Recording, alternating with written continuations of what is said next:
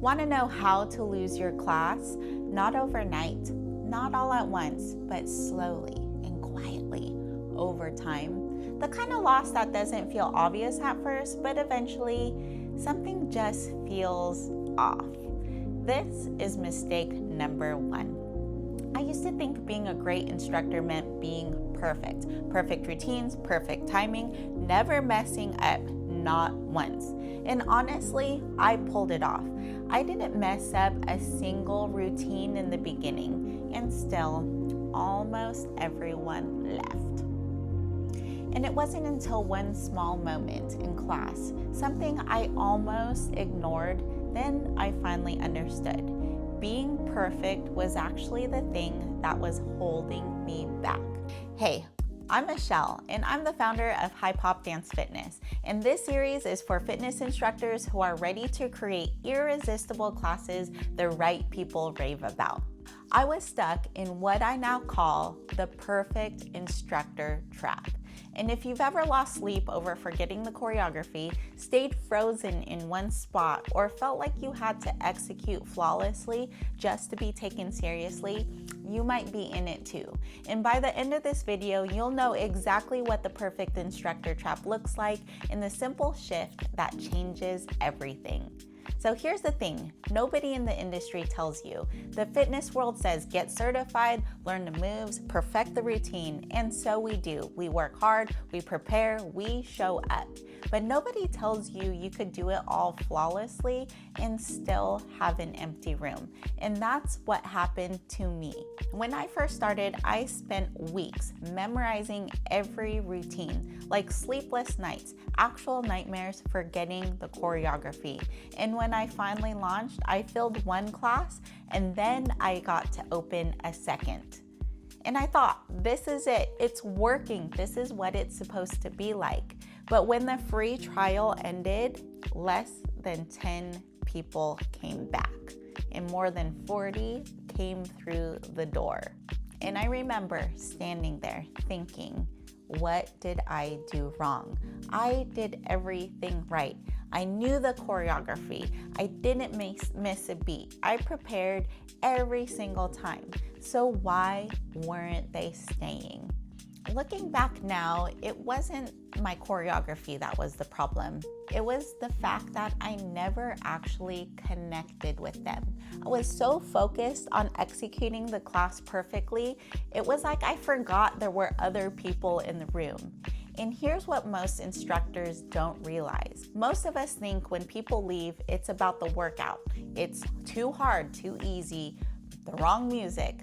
But most of the time, it's none of that. It's how they felt when they were in the room. And here's what gets me. We spend hours on choreography and maybe about 5 minutes thinking about connection. But your members spent 0 time thinking about whether you hit the right count and all their time deciding whether they felt something.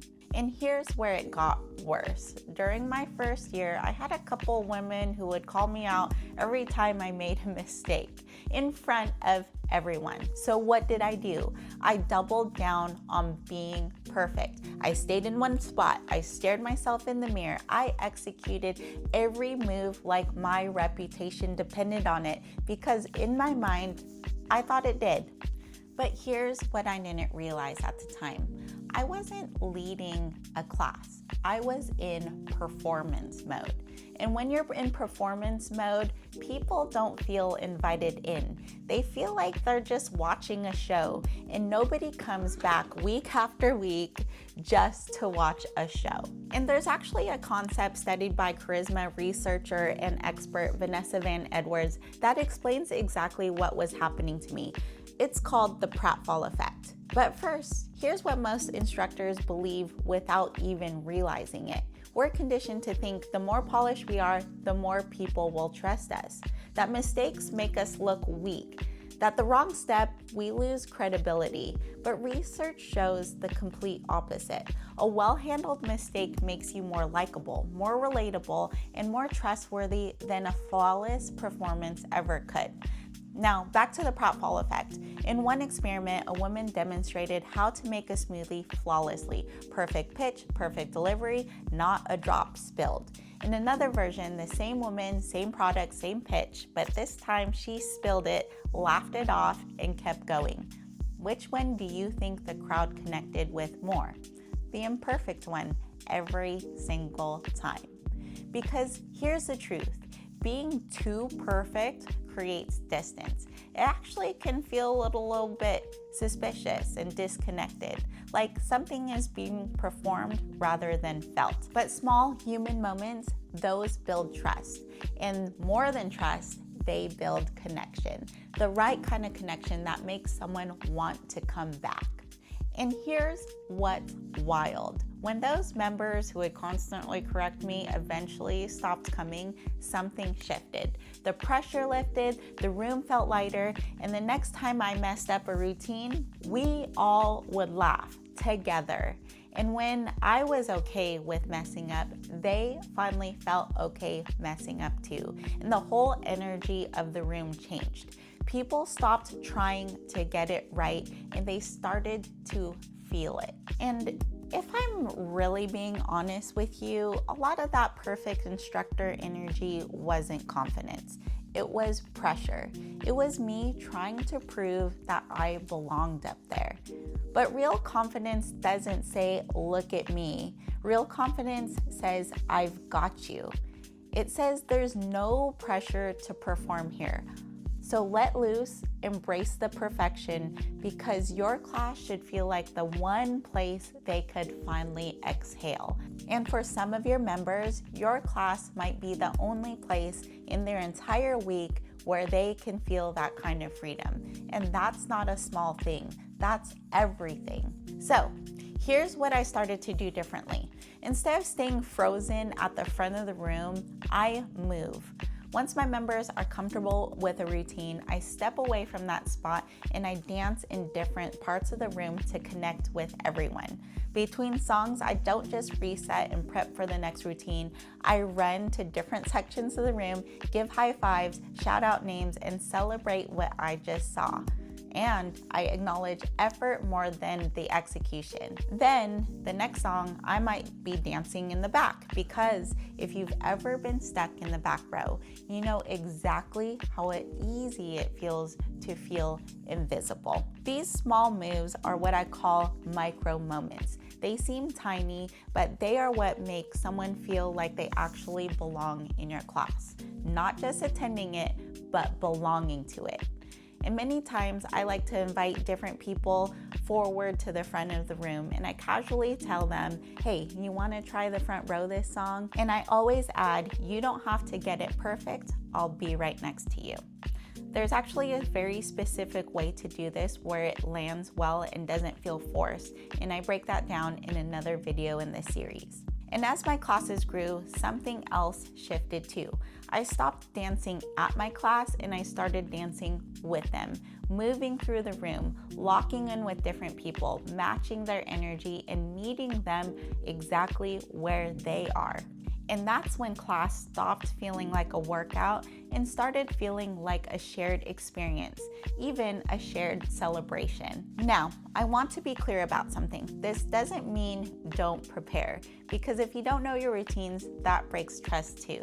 This isn't about being messy. It's not perfect versus unprepared. It's prepared and human. Know your choreography, know your music, and then let yourself be a real person inside of it. When I look back at those first classes where I stood in one spot, stared at myself in the mirror, executed every move flawlessly, I wasn't creating connection, I was creating distance. I thought I was giving them my best, but what they actually needed was to feel like they were a part of something. And I was so busy performing, I never let them in. And the hardest part, no one told me. They just didn't come back. And honestly, they probably couldn't even explain why. They just knew something didn't feel right and they didn't vibe with it. That's the kind of disconnect you don't notice right away. It doesn't announce itself. It just quietly costs you everything. So, If you want to start shifting out of this, here's where to begin. Number one, let go of perfection. When you stop performing and start being human, your class becomes the space where they can feel free to be human too.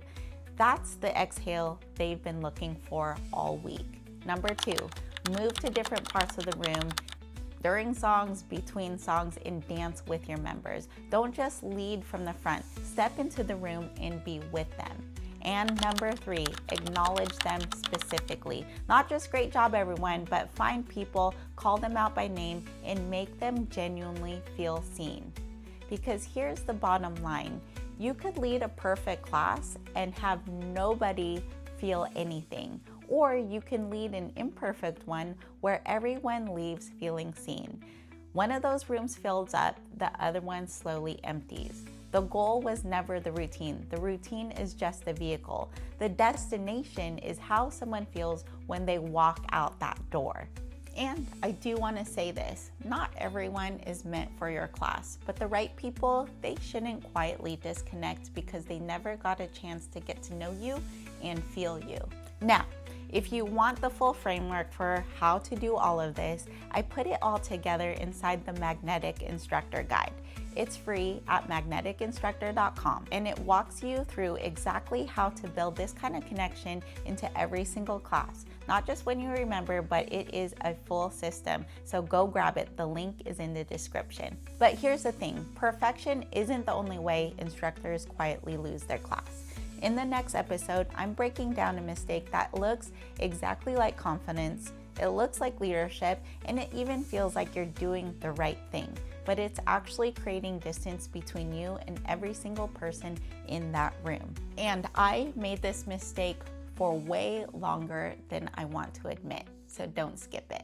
And if you haven't grabbed the Magnetic Instructor Guide yet, the link's in the description. See you on the next one.